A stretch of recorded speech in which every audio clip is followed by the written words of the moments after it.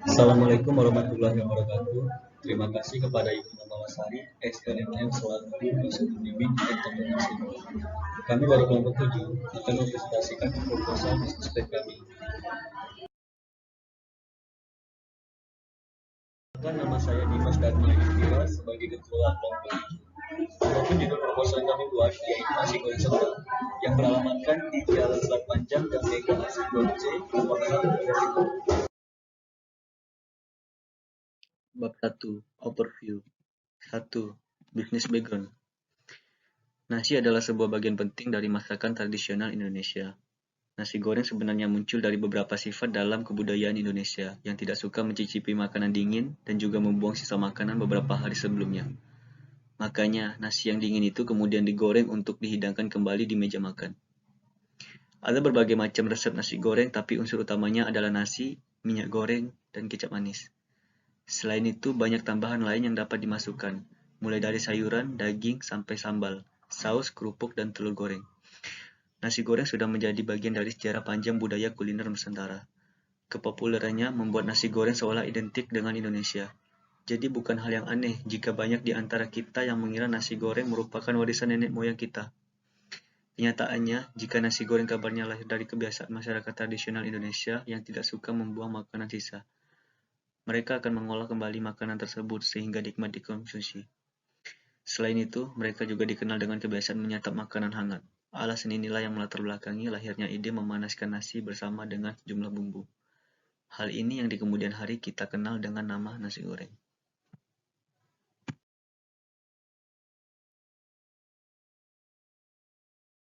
Vision and mission statement pertama visi, menjadikan nasi goreng seberang sebagai produk makanan yang kenal masyarakat dengan rasa yang bervariasi dan bentuk yang unik untuk memuaskan para konsumen. Visi yang pertama, sebagai syarat untuk mengikuti uji kompetensi produktif pemasaran. Yang kedua, melatih siswa membangun jiwa kewirausahaan yang diharapkan mampu berkreasi menciptakan peluang usaha. Yang ketiga, menambah wawasan dan pengetahuan pembaca terhadap suatu usaha yang kita jalankan. Produk description, nama produk yaitu nasi goreng seberang, jenis produksi makanan, manfaat utama yaitu sebagai alternatif makanan siap santap untuk memenuhi serat tubuh, manfaat turunan sebagai cemilan atau kudapan ringan, alamat Jalan Selat Panjang, Gang Mega Asri, Blok C, nomor 6, Mega Timur. Nasi goreng seberang merupakan sajian nasi yang digoreng dalam sebuah wajan atau penggorengan yang menghasilkan cita rasa karena dicampur dengan bumbu-bumbu seperti bawang merah, bawang putih, merica, kecap manis. Selain itu ditambahkan bahan-bahan seperti telur, sayur-sayuran, makanan laut, atau daging. Makanan tersebut seringkali disantap sendiri atau disertai dengan hidangan lainnya. Menu nasi goreng seberang yang kami sajikan sebagai berikut. Yang pertama, nasi goreng ayam yang kami beri harga 15.000, nasi goreng telur yang kami beri harga 15.000, dan nasi goreng sederhana yang kami beri harga 10.000.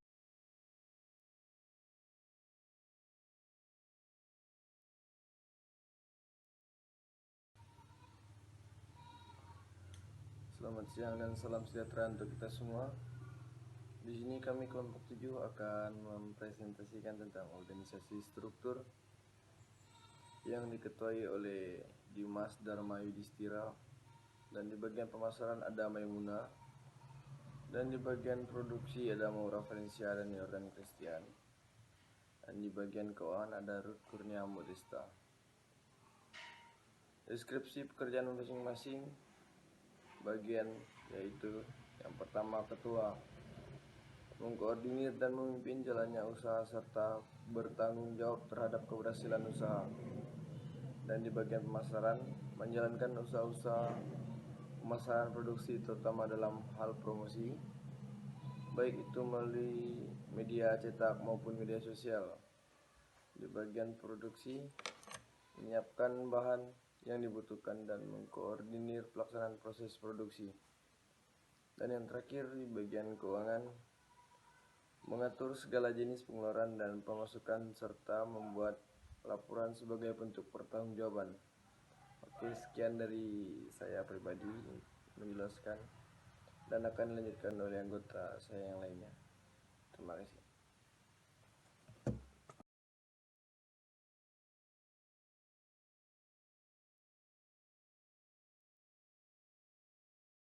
Perkenalkan, nama saya Mora Valencia. Saya akan menjelaskan di bab 2 ini tentang mengait Bassanis Single Kapas yang terdiri dari 9 blok. Yang pertama, sebagai partner, yaitu supplier, pemilik toko, dan investor. Yang kedua, biaya akuisitis, yaitu memberikan ongkos biaya bisa mengirim dengan minimal pembelian, menawarkan promo pembelian. Yang ketiga, biaya resurplus, yaitu alat dan bahan pembuatan nasi goreng, alat komunikasi HP atau laptop. Yang keempat, yaitu value proposition, mampu menyediakan makanan berupa nasi goreng dengan menu rasa menarik dan bervariasi serta harga yang terjangkau. Yang kelima, customer relationship, yaitu promo pembelian dan bebas biaya ongkos kirim. Yang keenam, channel, yaitu media sosial seperti memasang iklan di Instagram, Facebook, dan WA, media komunikasi lain. Yang ketujuh, customer segment, yaitu semua orang dari anak-anak 1 tahun hingga manula. Yang kedelapan, biaya variabel, cost struktur terdiri dari 2, yaitu biaya tetap, termasuk kompor gas, wajan, dan perlengkapan masak. Yang kedua, biaya variabel, termasuk beras, daging ayam, kecap manis, dan penyedap. Dan terakhir, revenue stream, yaitu penjualan produk hingga target terpenuhi.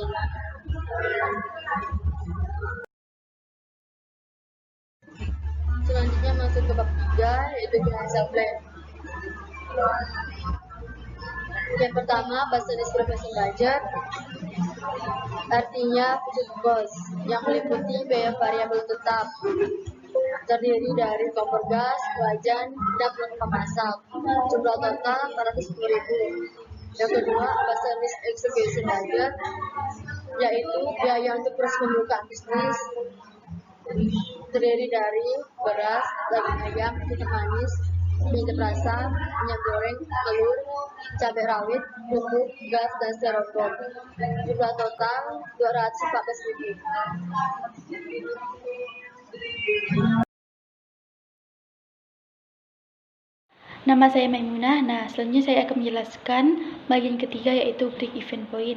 Adalah titik impas di mana posisi jumlah pendapatan dan biaya sama atau seimbang, sehingga tidak terdapat keuntungan ataupun kerugian dalam suatu perusahaan. Seperti yang terlihat pada tabel tersebut, terdapat biaya tetap dan biaya variabel. Biaya tetap ialah biaya yang tidak dapat diubah, sedangkan biaya variabel yaitu biaya yang dapat diubah. Biaya tetap terdiri dari kompor gas, wajan, perlengkapan masak dengan jumlah total 410.000, dan biaya variabel seperti beras, daging ayam, kecap manis, penyedap rasa, minyak goreng, telur, cabai rawit, kerupuk, gas, styrofoam dengan jumlah total 214.000. Selanjutnya, kapasitas produksi, yaitu didapat dari jumlah maksimal produksi kita dalam satu hari sebesar 50 unit. Harga jual kita yaitu sebesar 15.000. Total penjualan didapat dari harga jual dikali dengan kapasitas produksi, yaitu 15.000 dikali 50 unit, dan didapatlah 750.000. Perhitungan BIP dengan rumus VC dibagi unit. VC yaitu biaya tetap sebesar 410.000, dan unit adalah kapasitas produksi sejumlah 50 unit, dan didapatlah total 8.200 per unit. Selanjutnya, rumus yang kedua yaitu VC dibagi unit. VC yaitu biaya variabel dengan jumlah 214.000, dan unit sebesar 50 unit, dan didapatlah total 4.280 per unit. Selanjutnya, kita menghitung BIP unit dengan rumus VC dibagi P dikurang VC dibagi unit. VC yaitu biaya tetap sebesar 410.000 dibagi dengan P. P itu harga jual sebesar 15.000 dikurang dengan rumus yang didapat dari rumus VC dibagi unit yaitu 4.280, dan didapatlah BIP unitnya sebesar 38 unit. Selanjutnya kita menghitung BIP rupiah. BIP rupiah dengan rumus FC dibagi 1 dikurang VC dibagi S. FC yaitu biaya tetap sebesar 410.000 dibagi dengan VC. VC yaitu biaya variabel sebesar 214.000 dibagi dengan S. S yaitu total penjualan sebesar 750.000 dan didapatlah BIP rupiah sebesar 574.000.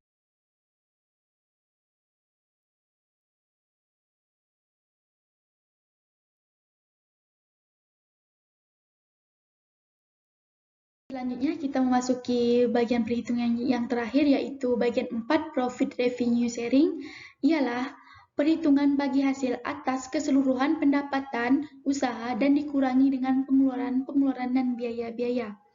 Dengan rumus Q laku dikali harga jual. Q laku didapat dari laku produk kita dalam satu hari sebesar 50 unit dikali dengan harga jual kita yaitu sebesar 15.000 dan didapatlah total 750.000. Asumsi kita dalam satu bulan yaitu 26 kali produksi dalam satu bulan. Selanjutnya kita menghitung pendapatan kita dengan rumus pendapatan sama dengan 750.000 dikali produksi dalam per bulan. 750.000 ini didapat dari Q laku dikali harga jual, yaitu 750.000. Terus produksi dalam per bulan dengan rincian rumus biaya variabel dikali jumlah produksi.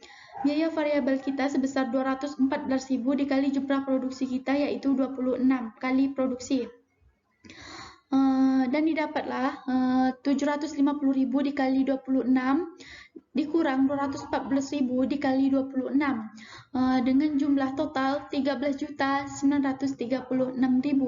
Jadi pendapatan per bulan kita yaitu sebesar 13.936.000 rupiah. Kita memasuki bab yang terakhir yaitu bab 4 penutup. Kesimpulannya yaitu, dari beberapa uraian sebelumnya, kini penulis dapat menyimpulkan. Tujuan yang paling utamanya adalah memulai berwirausaha. Analisa peluang usaha, perhitungan modal dan penetapan harga jual dan terakhir jadwal kegiatan sangatlah penting dan berpengaruh terhadap baik buruknya suatu bisnis atau naik turunnya usaha yang dijalankan. Sarannya yaitu, untuk menjadi seorang wirausaha yang sukses dibutuhkan keberanian mengambil risiko, sifat pantang menyerah, selalu berinovasi, harus bisa menentukan langkah apa yang diambil. Jika tiba-tiba ada masalah dalam usaha, juga harus bisa memikirkan rencana jangka panjang demi kemajuan usaha.